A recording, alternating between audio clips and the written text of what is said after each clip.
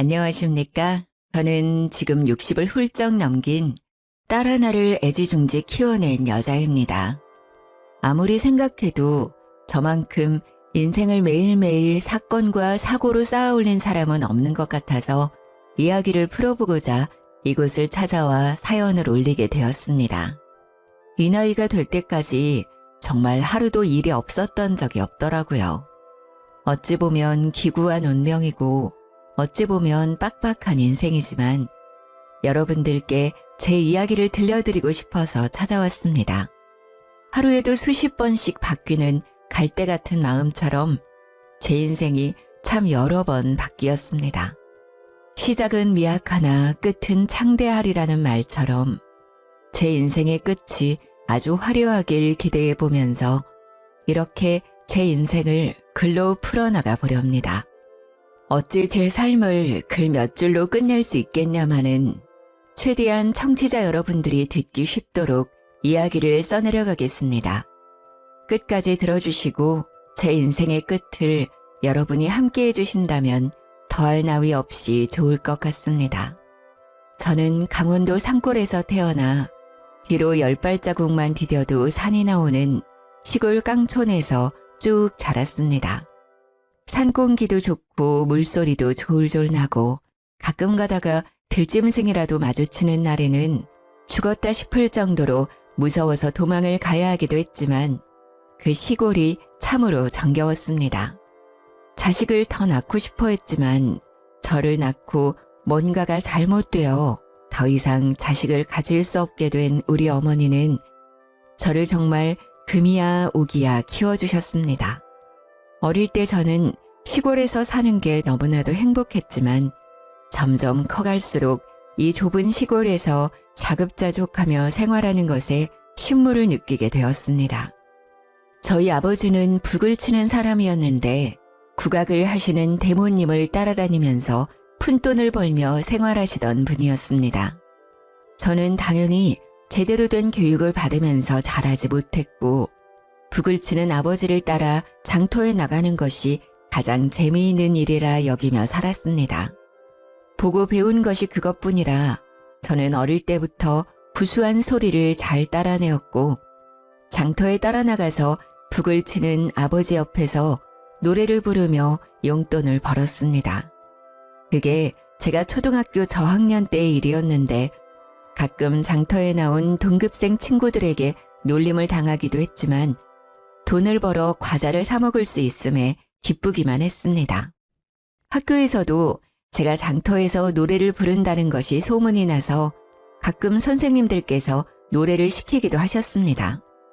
어린 나이였지만 시골에 다 쓰러져가는 집에 사는 저는 학교 근처에 새 아파트에 사는 친구들이 부러워 돈을 모아 집을 사고 싶다는 열망을 가지게 되었습니다.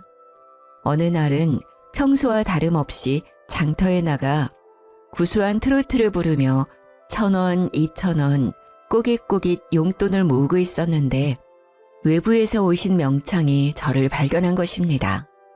제가 노래를 부르는데 한이 서려 있다면서 나이도 어린데 어찌 이리 노래를 잘 부르는 거냐고 저에게 노래를 업으로 삼을 생각은 없냐고 하셨습니다.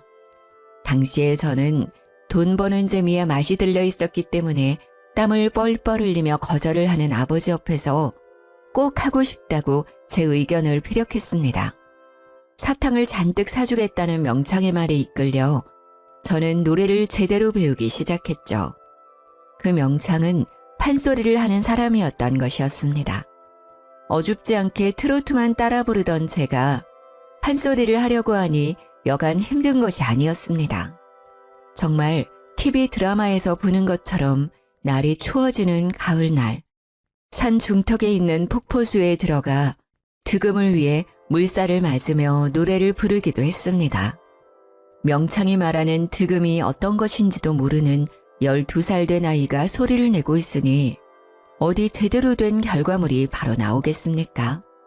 저는 그 득음의 길을 걷기 위해서 쉬지 않고 노래를 불렀고 사춘기가 오고 목소리 톤이 미묘하게 달라지는 시기에 소리를 하도 질러댄 탓에 목소리가 걸걸하게 바뀌었습니다.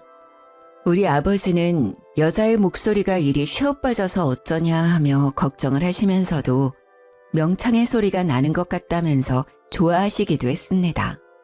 목에서 피가 날 정도로 노력을 한 결과 저는 좋은 소리를 가지게 되었고 판소리계의 샛별이라는 별명까지 가지게 되었습니다. 그게 제 나이 13일 때의 일이니 아주 오래전 일이긴 하죠. 명창은 강원도 산골에서 떼국물 줄줄 흐르던 저를 발견하여 국내에서는 모르는 사람이 없을 정도로 유명한 판소리꾼으로 저를 키워냈습니다. 중학생이 되면서 각종 국내 대회를 휩쓸던 저는 우연한 기회에 국제대회에 출전을 하게 되었고 그곳에서 우리 고유의 소리인 판소리로 우승을 차지했습니다. 아름다운 꾀꼬리 같은 소리를 내는 사람들 사이에서 걸걸한 소리를 뽑아내는 것이 이질적이긴 했지만 제 한이 서린 소리를 외국인들도 알아차린 거죠.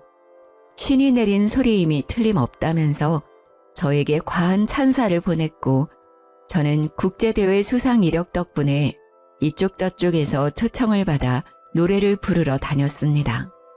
그때부터 저는 돈을 모을 수 있게 되었고 우리 부모님께 제가 열망했던 시내의 아파트 또한 선물을 할 수 있었습니다. 제가 고등학생이 되어서는 학교도 그만두고 전국을 돌며 판소리 공연을 하고 판소리를 널리 알리고자 해외 공연을 다녔습니다. 비행기를 처음 탔을 때는 너무나도 무서웠지만 하도 타고 이 나라 저 나라를 돌다 보니 그 어떤 교통수단보다 더 편하고 빠르다는 걸 알게 되었습니다. 국내에서는 저를 따라갈 후계자가 없음을 널리 알리며 판소리에 관심을 가져달라, 저를 응원해달라는 광고도 붙었습니다. 저는 대한민국을 대표하는 판소리꾼이 되었고 당연히 그에 따른 기고만장함도 조금 늘었습니다. 벼는 익을수록 고개를 숙인다고 명창은 저를 꾸짖기도 했지만 원래 고등학생들이 그런 허세에 조금 찌들어 살지 않겠습니까? 다른 또래들과 달리 제 밥벌이를 하면서 지냈는데 부모님께 아파트도 떡하니 선물해드렸는데 그 정도 허세는 조금 들어도 괜찮지 않나 싶었습니다. 저는 그렇게 19살이 될 때까지 안 가본 나라가 없을 정도로 각지를 돌아다니며 공연을 했고 판소리를 널리 알렸습니다. 가정주부로 평생 살았던 우리 어머니, 북을 치며 제 뒤를 쫓아다니며 매니저 역할을 해주셨던 우리 아버지, 우리 가정은 평생 행복할 거라 생각했습니다. 하지만 불행의 그림자는 제가 20살이 된 그날부터 드리워지기 시작했습니다. 20살 생일이 지나자마자 이상하게 제 몸이 쿡쿡 쑤시고 내장이 뒤틀리듯 아프기 시작했습니다. 부모님께서는 저의 건강에 이상이 생긴 것이 틀림없다며 너무 무리하여 공연을 하고 다녀서 그런 거라 생각하셨습니다. 일정을 모두 취소하고 며칠 쉬면 나을 거라고 장담을 하셨지만 며칠이 지나도 저의 이유 모를 통증은 사라지지 않았습니다. 결국 큰 병원에 입원을 하게 되었고 피가 마르는 검사를 전부 해보았지만 제 병명을 밝혀낼 수 없었습니다. 병원에서는 신체 자체에는 아무런 이상도 없다면서 보통은 스트레스 때문에 이런 병이 찾아올 수 있다고 진통제를 처방해 주었습니다.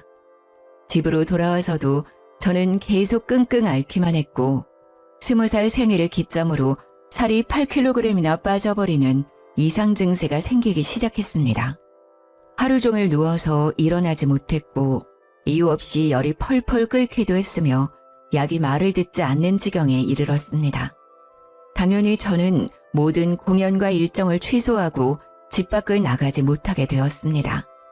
전업주부로 살던 저희 어머니께서는 24시간 제 곁을 지키면서 고열에 시달려 헛소리를 찍찍 내뱉는 저를 위해 기도하셨습니다. 하지만 나아질 기미가 전혀 보이지 않았고 결국에 저희 아버지께서는 저를 무당에게 데려가 붓이라도 해야 하는 것 아니냐고 하셨습니다. 저희 어머니는 절대로 무당에게 보낼 수 없다며 약을 꾸준히 쓰다 보면 나을 것이라고 극구 반대를 했습니다.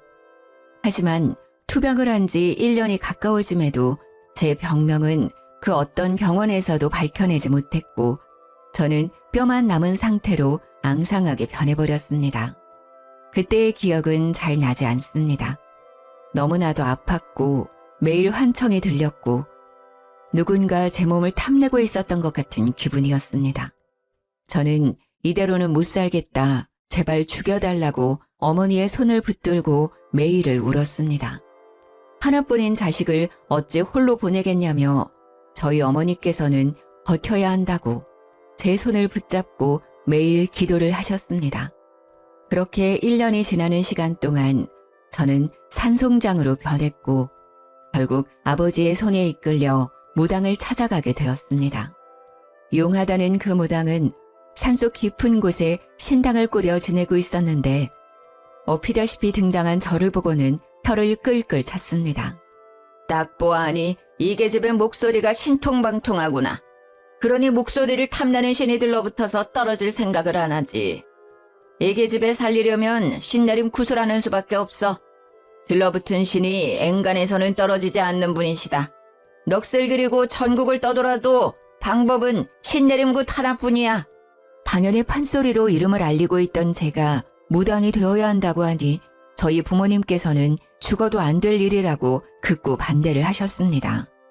특히 어머니께서는 하나뿐인 딸을 어찌 무당으로 만들고 자기들이 발 뻗고 살 수 있겠냐고 절대 안 될 일이라고 살려만 달라고 울고불고 빌었습니다. 하지만 무당은 살릴 수 있는 방법은 신내림굿밖에 없다면서 어머니께 신내림을 받지 않겠다면 애를 데리고 나가라고 소리를 치셨다고 하셨습니다. 제 병명은 열병도 정신병도 아닌 신병이라는 것이었습니다. 저는 흐릿해지는 정신 속에서도 그 말만큼은 제대로 들었습니다. 신병은 고칠 수 없는 병이라고, 저 여자애가 아니라면 누구라도 저 신을 모셔야 하는 운명이라고, 호통을 치는 무당의 목소리를요. 부모님께서는 절대로 있을 수 없는 일이라며 저를 다시 데리고 강원도로 오셨고 저는 정말 숨이 꼴딱 넘어가는 지경까지 이르렀습니다. 병원에서도 병명을 알 수 없으니 기도에 의존해라, 마음의 준비를 해라 하는 말만 반복했고요. 결국 부모님께서는 저를 이렇게 잃을 수 없다는 마음에 다시 무당을 찾아가셨습니다. 많이 노하셨다. 자기 인생에 순응하지 않고 순리를 거스르겠다고 결심을 했으니 누구라도 신내림을 받아야 할 것이야. 결국 저희 어머니께서 저 대신 신내림을 받겠다고 결심을 하셨고 신내림 굿을 통해 믿기 힘들겠지만 어머니는 무당이 되었습니다. 신내림 굿이 꼬박 15일간 이어졌고 저는 시름시름 앓다가 점점 몸이 호전되는 것을 느끼게 되었습니다. 정말 그 누구도 겪지 못할 신기한 일이었습니다. 15일 동안 열이 끓었다가 가라앉았다가 내장이 뒤틀렸다가 잠잠해졌다가 하더니 15일 뒤 저는 제 두 다리로 방을 걸어 나왔습니다. 홀로 제 옆을 지키던 아버지께서는 제 다리로 걸어 나오는 저를 보고 눈물을 하염없이 흘리셨습니다. 저는 정신이 맑아지는 기분을 느끼며 아버지께 그동안 고생하셨다고 이야기를 하는데 아무리 찾아도 우리 어머니가 보이지 않더라고요. 그제야 저는 어머니께서 저 대신에 신내림 굿을 받았고 무당이 되어 암자에 들어가게 되었다는 소식을 접할 수 있었습니다. 저는 저를 위해 한 몸을 희생하신 어머니의 모성애에 끊임없이 눈물을 흘렸습니다. 어머니가 너무나도 보고 싶고 그리웠습니다. 저는 며칠 지나서 몸이 정말 완벽하게 일상에 적응을 하자마자 어머니를 찾기 위해 산속에 있는 암자를 찾아갔지만 어머니를 볼 수 없었습니다. 신의 노여움이 엄청나게 컸고 저를 다시 만나면 제 몸을 집어삼킬지도 모른다고 하여 저와 만나는 것을 거부하셨기 때문이었습니다. 그 뒤로 저는 아버지와 단둘이 생계를 이어가야 했고 어머니와는 거의 생이별을 한 채 지내야만 했습니다. 신이 저를 탐내고 있다는 것이 현재 진행 중인 일이었는지 찾아가도 암자 문을 닫고 저를 만나주지 않는 어머니 때문에 어쩔 수 없이 어머니를 잊고 살아야 했습니다. 1년에 한두 번 정도 암자 전체가 개방되어 너도 나도 신을 기리며 기도를 하러 오는 사람들 속에 파묻혀 멀리서 어머니를 보는 것 말고는 볼 수 없었습니다. 저는 다시 판소리를 시작하게 되었습니다. 멀리서나마 어머니께서 제 소식을 듣고 응원을 해주시길 바라는 마음에서 말입니다. 이전처럼 명성을 되찾는다면 제 기사를 통해서 제 얼굴 한번 더 볼 수 있을 거라 생각을 하고 다시 한번 도약하기 위해 애썼습니다. 저는 명창이라는 수식어를 가지게 되었고 은퇴를 하신 선생님들의 뜻을 받들어 국내의 판소리를 전파하는 일에도 아낌없이 나서게 되었습니다. 그러던 어느 날 우연치 않게 공연을 하러 간 무대 뒤에서 한 남자를 만나게 되었습니다. 그 남자는 저와 달리 서양음악, 성악을 전공한 남자였는데 저에게 한이 서린 그 목소리가 너무나도 아름답다며 다가왔습니다. 아름다운 목소리는 성악 쪽이 아니냐고, 제 목소리는 걸걸한 거지요 하며 대꾸를 하는데 제 목소리에는 남들에게 없는 뭔가가 있다며 푹 빠져들었다고 하더라고요. 제가 했던 공연들은 빠짐없이 다 보았다면서 저에게 사인 한 장을 해주라고 혹시 연락해도 되냐고 전화번호를 알려달라고 했습니다. 판소리를 하면서 남자의 관심을 받았던 적이 별로 없었던 터라 저는 쑥스러운 마음을 숨기며 전화번호를 알려주었습니다. 그렇게 서서히 서로에 대해 관심을 두고 연락을 하기 시작했고 제가 지방에 있든 어디에 있든 보고 싶다며 달려와주는 그 남자에게 빠져들었습니다. 제가 판소리 공연 후 지쳐있을 때 활력소가 되어주고 간혹가다 보고 싶은 마음이 쑥쑥 트는 어머니의 빈자리를 채워주는 그런 남자였습니다. 공허한 마음 한구석을 늘 지니고 살았던 저에게 꽉 차는 사랑을 보여주는 그 남자를 어찌 제가 가만 놔둘 수 있었겠습니까? 저도 속수무책으로 그 남자에게 빠져들게 되었고 저희는 남들보다 조금 빠르게 결혼을 약속하게 되었습니다.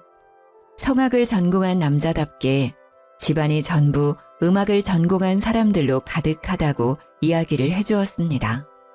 시댁이라는 곳에 처음으로 인사를 드리러 갔는데 장식장 한편이 음악 콩쿠르에 나가 상을 받아온 트로피들로 가득하더라고요. 저도 어디 가서 상이라고 하면 빠지지 않는 사람이었지만 웅장한 집에 들어가니 주눅이 드는 것은 어쩔 수 없었습니다. 알고 보니 가족들이 전부 피아니스트, 지휘자, 성악가였고 죄다 독일에 유학까지 다녀온 인재들로만 구성이 되어 있었습니다. 북을 치는 아버지와 무당인 어머니를 둔 저는 너무나도 모양새가 빠지는 예비 며느리였습니다. 산골에서 폭포수를 맞으며 수련을 했던 저와 달리 남편은 어릴 때부터 독일에 유학을 가서 선생님께 발성하는 법을 배우고 피아노를 치기 시작했다고 했습니다. 제가 득음을 하겠다고 소리를 쥐어짜낼 때 남편은 유럽 여행을 하면서 각국의 맛있는 것들은 죄다 먹어봤다고 했습니다. 제가 대학에 가지 않고 신병을 앓고 누워 끙끙거릴 때 남편은 아주 유명한 대학 성악과에 들어가서 합창을 시작했다고 했습니다. 처음부터 끝까지 맞는 구석이 하나도 없는 우리 둘이 과연 잘 살 수 있을까 하는 의문이 들기도 했지만 아가페와 같은 사랑을 보여준 그 남자를 놓치고 싶지 않았습니다. 제가 부족하면 그만큼 더 노력하면 되는 것이라고 안일하게 생각하기도 했습니다. 결국 시댁에 인사를 드리러 갔는데 저에게 제일 처음 한 말이 바로 우리 집안은 서양음악을 하는 집안이기에 판소리꾼을 드릴 수 없다 였습니다. 저와 남편은 다른 이유도 아니고 그런 이유로 우리의 사랑을 갈라놓을 수 없다고 시댁에 반항을 하기 시작했습니다. 원래 로미오와 줄리엣도 양가에서 서로 앙숙처럼 반대를 해대니 둘의 사랑이 더욱 불타올랐던 것 아니겠습니까? 저와 남편도 아주 비슷했습니다. 시댁에서 반대를 시작하니 저희의 사랑이 더욱 고결한 것으로 느껴졌기에 반발심이 생기고 말았습니다. 시댁에서는 남편 보고 다시 독일에 가버리라고, 세상에 여자는 많고 음악을 하는 여자도 많다면서 남편을 구슬렸습니다. 하지만 서로의 눈에 보이는 것이 서로밖에 없었던 저희 둘을 갈라놓기엔 너무나도 허접한 소리였던 거죠. 저와 남편은 결국 마지막 선을 넘어버리고 말았습니다. 저는 시댁의 반대를 돌파하는 와중에 임신을 하게 됐어요. 남편은 오히려 시댁에 당당하게 임신을 했으니 결혼을 하겠다고 했고, 시댁에서는 목덜미를 잡고 쓰러지는 신용을 하셨습니다. 결혼을 더 이상 미룰 수 없다고 끝끝내 반대를 하시는 시댁 어르신들께 상견례 날짜를 통보하듯 전했습니다. 당연히 저도 아버지와 어머니께 상견례 날짜를 알려드렸지만 저희 어머니는 아무런 언질도 없이 나타나지 않으셨고 저는 참 서운했습니다. 상견례 자리에 아버지만 나타나자 시댁에서는 답답해하시며 저에게 물어보셨습니다. 사돈어른이 이혼했다는 소리는 들은 기억이 없는데 왜 안사돈은 오지 않으시는 거지? 저는 어차피 밝혀지게 될 일이라 생각해서 정면 돌파를 결심했고 시댁 식구들에게 솔직하게 이야기를 했습니다. 저희 어머니께서는 신을 모시고 계시기 때문에 오늘 일정에 참석하실 수 없으십니다. 신을 모시고 계신다고? 설마 무당이니? 정말 무당이야? 이런 말도 안 되는 집을 봤나? 우리 집안은 크리스천이야. 기독교라고. 근데 무당? 무당 딸을 며느리로? 죽어도 안 된다. 시모는 개거품을 물었고 시부는 얼굴이 새빨갛게 달아올라서는 저에게 삿대질을 하며 죽어도 결혼을 반대할 것이라고 외치셨습니다. 가운데서 땀을 뻘뻘 흘리던 우리 아버지는 조심스러운 말투로 종교는 자유 아니냐, 우리 딸도 성당 다닌다고 항변을 했습니다. 성당을 다닌다는 말에 기가 막히셨는지 시모가 헛웃음을 짓더라고요. 집안이 아주 개판이네, 개판이야. 애는 낳지 않는 게 좋겠어요. 기독교든 불교든 상관없이 살생은 금지를 하고 있지 않겠습니까? 어떻게 뱃속에 있는 핏줄을 지우라고 할 수 있는 건지 속이 많이 상했습니다. 제가 아무 말도 없이 고개를 푹 숙이고 눈물을 삼키고 있으니 우리 남편이 벌떡 일어나서는 시댁 식구들을 향해 소리를 쳤습니다. 이 여자와 뱃속에 있는 아이는 제 가족이나 다름없습니다. 부모님께서 그렇게 나오신다면 차라리 의절을 하고 제 가족을 지키겠어요. 당당하게 소리치는 남편에게 저는 무한한 신뢰를 가지게 되었고 남편 또한 저와 아버지께 일어나시라며 이런 사람들과 상종하지 말자고 했습니다. 시댁 식구들은 모두 불쾌한 얼굴을 하고 어디 한번 나가서 잘 먹고 잘 살아보라고 으름장을 놨지만 남편은 꿈쩍도 하지 않았습니다. 저에게 이런 나쁜 소리를 듣게 해서 미안하다며 앞으로는 우리끼리 잘 먹고 잘 살아보자고 우리만 행복하면 된 것이라며 이야기를 하더라고요. 저는 그런 남편과 혼인신고를 하게 되었고 저희 아버지의 집에서 셋이 함께 생활을 하게 되었습니다. 각종 지방으로 공연을 하러 다니던 저는 임신을 해서도 그다지 달라지지 않은 생활을 이어나갔습니다. 임신을 해서 그런지 배에 힘을 주기가 조금 어려웠지만 소리꾼이 평생 소리만 했는데 공연 하나 이어나가지 못할 정도는 아니었습니다. 자리를 굳건하게 지키기 위해 노력을 했고 성악을 전공한 남편도 오페라와 독주회를 하며 돈을 벌어오기 시작했습니다. 하지만 그것도 잠시 대대손손 음악가 집안이던 시댁에서 남편을 공연에 쓰지 못하도록 뒷공작을 펼친 것입니다. 가족을 버리고 간 놈이 잘 먹고 잘 살 수 있나 보자고 이를 갈더니 결국 더럽게 손을 써서 남편은 모든 일이 끊기게 되었습니다. 어떻게 자기 자식에게 그런 짓을 할 수 있는지 저 대신에 무당이 된 우리 어머니와는 너무나도 다른 행보라 끔찍하게 놀라웠습니다. 우리 남편의 일은 하나 둘 끊기더니 합창일을 하던 것까지 쫓겨나게 되었고 남편의 앞길은 완벽하게 막히게 되었습니다. 저는 어떻게든 생계를 이어나가기 위해 출산하기 전날까지도 쉼없이 공연을 하러 다녔고 우리 남편은 무력감에 빠져 점차 우울해지기 시작했습니다. 거기다가 출산을 하고 난 이후에 저는 딱 3개월간 몸조리를 하고 바로 돈이 필요하다는 것을 깨닫고 공연을 다니기 시작했습니다. 다행히 판소리꾼이 그다지 많지 않은 현실에 저를 찾아주는 곳이 많았고 저는 복귀도 아주 화려하게 치를 수 있었습니다. 제 복귀 소식이 기사로도 뜨고 공연표도 불티나게 팔렸지만 남편은 저를 축하해주지도 않고 점점 우울해졌습니다. 아무래도 제가 승승장구를 하는 와중에도 아무것도 하지 못하고 집에서 아이만 봐야 하는 현실이 죽을 만큼 싫었던 게 아닐까 싶습니다. 제가 일을 하러 나가야 했기에 육아는 당연히 남편의 몫이 되었습니다. 육아를 도와줄 주위 어른이 하나 없었으니 부부가 해도 바쁘고 힘들다는 육아를 남편 혼자 하느라 얼마나 힘이 들었을까요? 남편은 집 밖으로 나가지도 못하고 하루 종일 아이를 업고 집안일을 해야 했으니 자존감도 많이 떨어졌을 거라 생각이 듭니다. 해외 유학파로 이름을 날리면서 네로라 하는 대학을 졸업하고 오페라며 합창이며 솔리스트며 이름을 날리던 우리 남편이 한순간에 경력 단절남이 되었으니까요. 거기다가 노래와 상관없는 육아일만 하루 종일 하니까요. 매일 우는 애만 달래고 애 분유주고 기저귀 갈고 씻기고 우울증이 찾아올 수밖에 없게 된 것이죠. 출산을 해보신 분들이라면 다들 아실 거예요. 너무나도 연약한 우리 아이가 아플까봐 다칠까봐 하루 종일 애만 살피고 있는 자신에게 빠지는 무기력감, 우울감. 남편은 결국 공연을 끝내고 돌아온 저에게 이렇게는 못 살겠다, 숨도 못 쉬겠다, 힘들다 하면서 울고불고 난리를 쳤습니다. 남편의 우는 모습에 놀란 저와 아버지는 남편을 데리고 병원을 찾게 되었고 병원에서는 육아 우울증이 온 것 같다고 했습니다.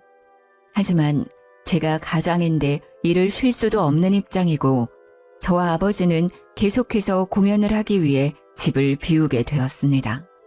그런 생활이 이어지자 남편은 결국 시댁에 전화를 걸어서 우울해 죽고 싶다고 제발 살려달라고 빌었다고 하더라고요. 그런 기회를 놓치지 않은 시댁은 남편을 살살 구슬려서 잠시 해외에 나가서 바람이라도 쐬고 오는 게 어떠냐고 제안을 했다더군요. 남편은 저에게 웬일로 밝게 웃으면서 시댁과 연락이 닿았는데 자기한테 나를 세우지도 않고 우리 아이 안부도 물어봤다며 좋아했습니다. 우울해 죽겠다고 하니 돈을 주겠다고 해외여행을 좀 다녀오라고 했다고 가도 괜찮겠냐고 물어보더라고요. 남편의 웃는 얼굴을 정말 오랜만에 봤고 연을 끊겠다던 시댁에서도 먼저 손을 내밀어 주신 게 감사해서 남편에게 다녀오라고 얘기를 했습니다. 남편은 갓난아이를 데리고 독일에 가겠다고 했고 저는 아이를 두고 가라는 것으로 약간의 실랑이가 벌어졌습니다. 남편은 독일에 가서 베이비시터를 두면 된다고 했고 자기가 당장 일이 없으니 함께할 시간이 충분하다고 우겼습니다. 하지만 저는 해외에 나가서 애가 아프기라도 하면 곤란하지 않겠냐. 차라리 내가 공연을 다닐 때 24시간 상주 도우미와 함께 다니겠다고 했습니다.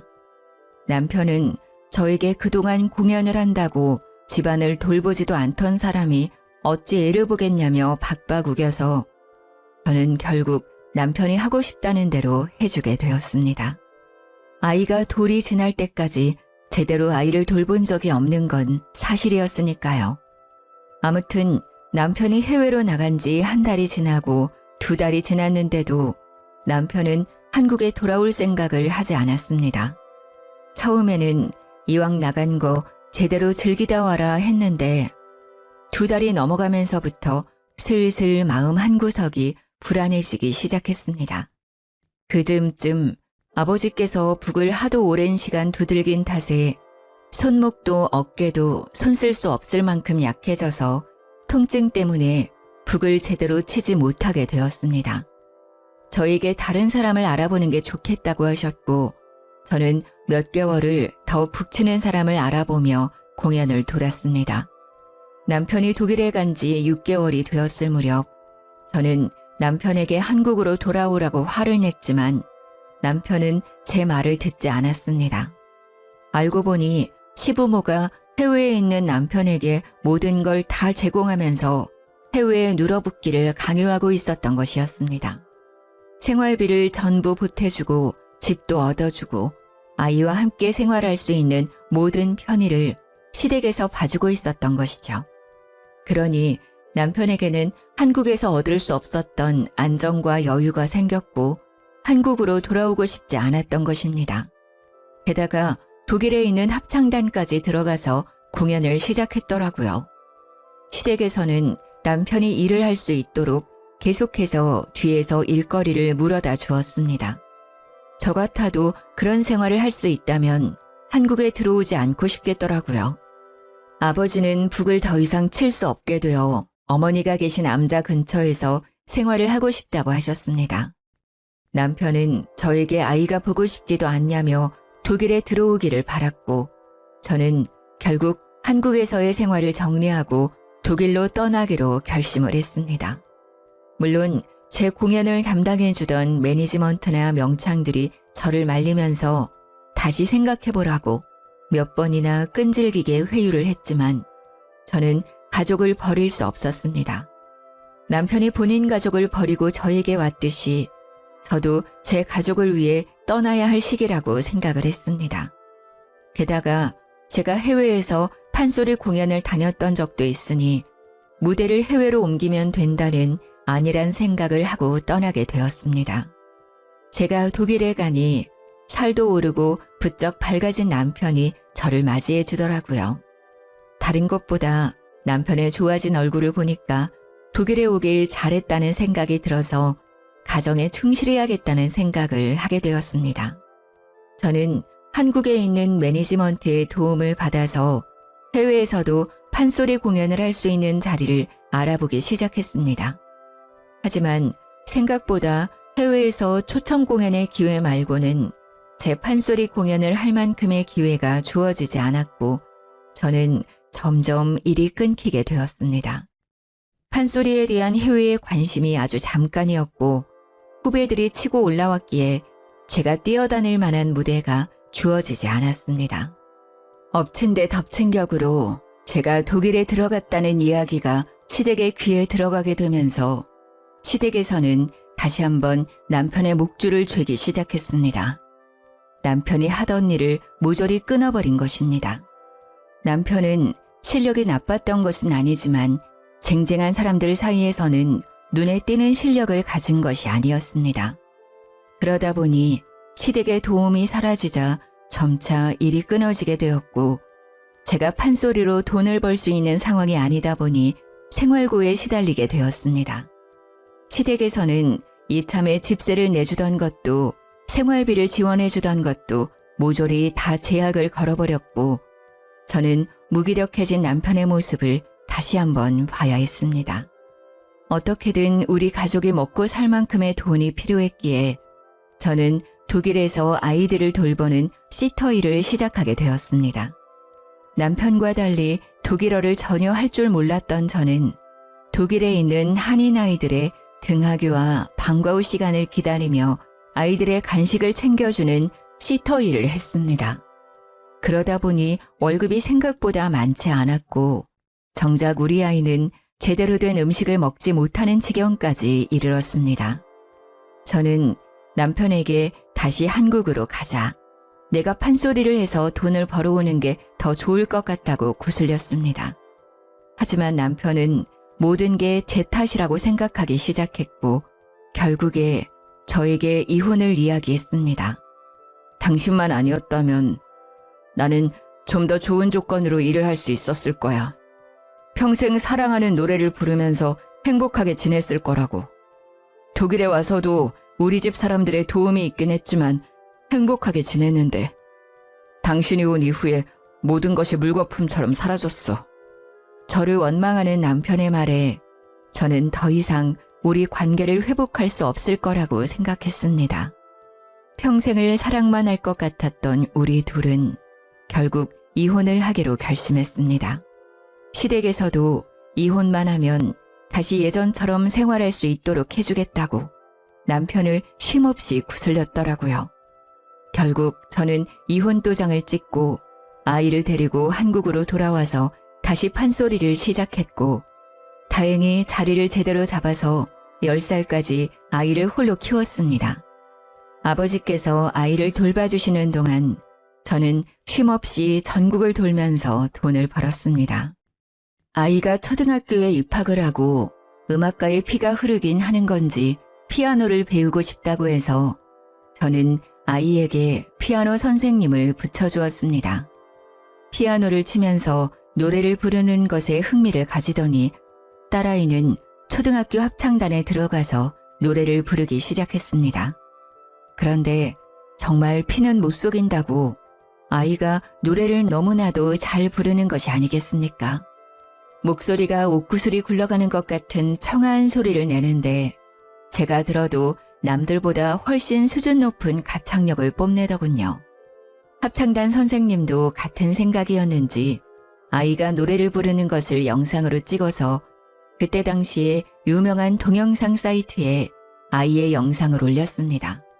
방송국에서도 영재가 틀림없다며 합창단 제의가 오고 아이를 취재하고 싶다면서 이리저리 찾아오곤 했습니다.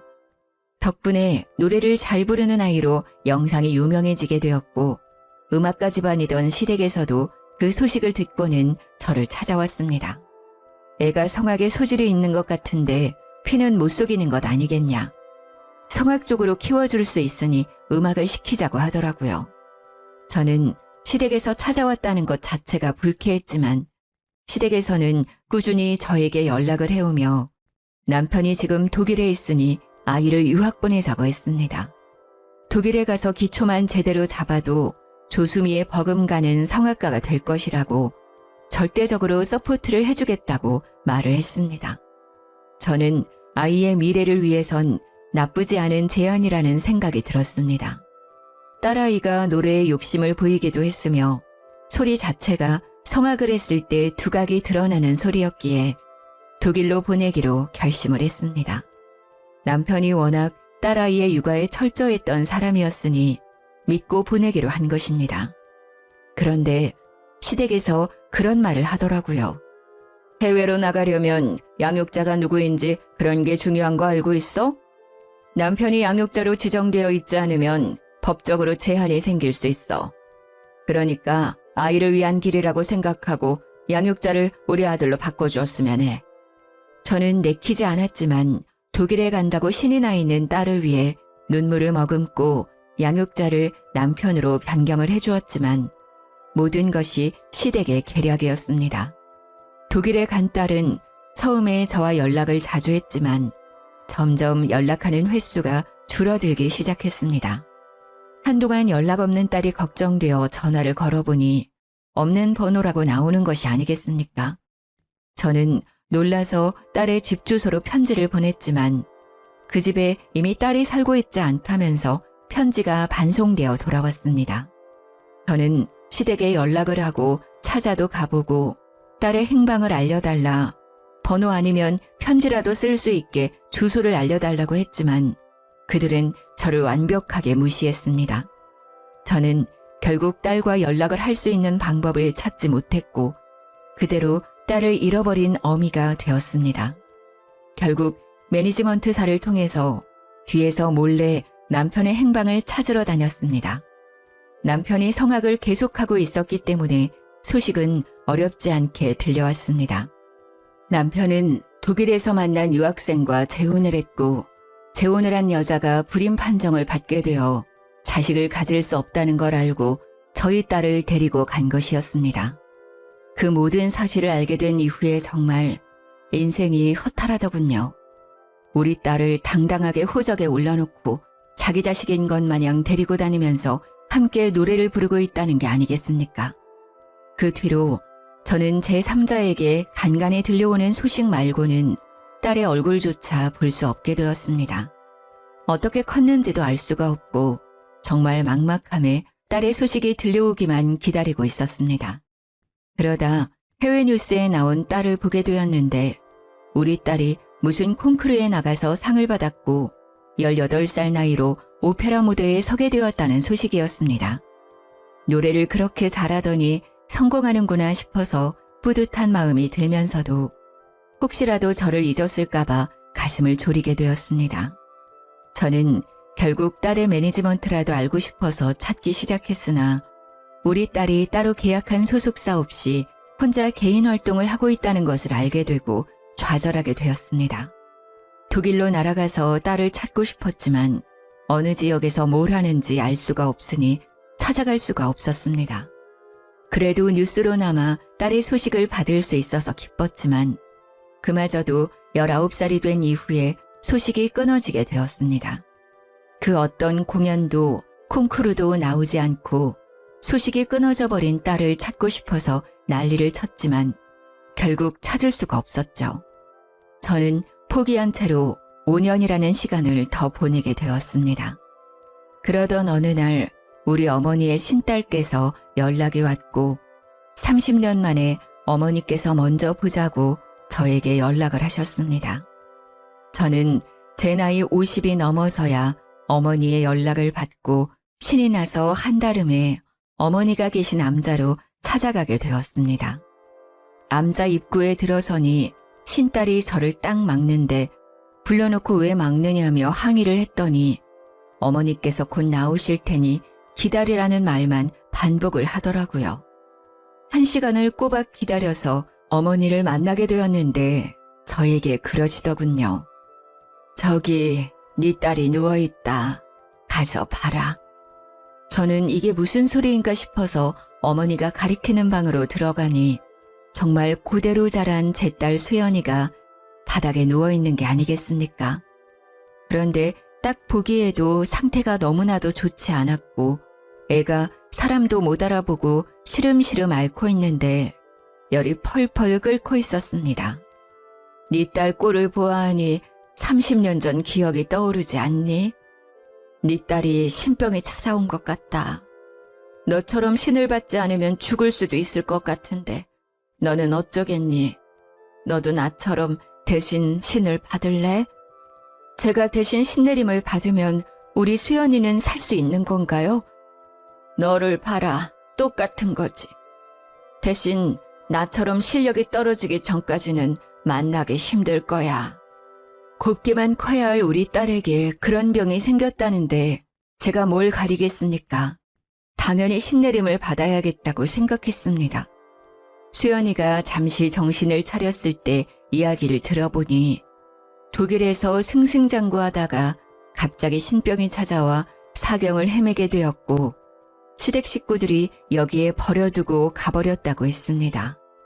남편 새끼에 대한 죽음의 정까지 전부 털려버렸습니다. 저는 딸과 대화를 통해 그간 쌓인 오해를 풀었고 신내림을 대신 받기로 결심을 했습니다. 어머니의 주도하에 내림굿을 받았고 정말 신기하게도 우리 수연이의 병은 말끔히 나았습니다. 다시 독일에 가서 노래를 부르라고 하니 싫다며 한국에 남겠다고 했습니다. 수연이는 다시 처음부터 성악을 시작했고 작은 무대부터 큰 무대까지 고루고루 서게 되었습니다. 당연히 시댁에서도 알게 되었고 어머니와 함께 지내고 있는 암자로 시모가 찾아왔더군요. 결국 무당이 될 운명이었구먼. 이래서 개판인 집안이랑은 연을 맺으면 안 되는 것이었는데 욕심이 가득한 할미 같으니라고. 화를 크게 입을지도 모르니 할미 차 조심해. 제가 무당이 되어서 그런 건지 시모의 얼굴을 보는데 스쳐 지나가는 그림이 막 보이더라고요. 저도 모르게 시모에게 말을 뱉으니 시모가 놀라서 도망을 쳤는데 그날 차를 타고 집에 가는 도중에 고라니를 쳐서 차 사고가 났다는 게 아니겠습니까? 경미한 사고긴 했지만 제 말이 마음에 걸렸는지 찾아오지 않더라고요. 우리 딸이 독일에 들어가지 않고 계속 한국에 있으니 결국 전 남편과 재혼녀가 한국에 와서는 우리 딸을 설득하기 시작했다고 합니다. 딸이 귀찮으니 저희 암자 근처에 아버지 집으로 숨어 들어왔는데요. 끝내 저희 암자까지 찾아와서는 딸을 내놓으라고 저를 협박하기 시작했습니다.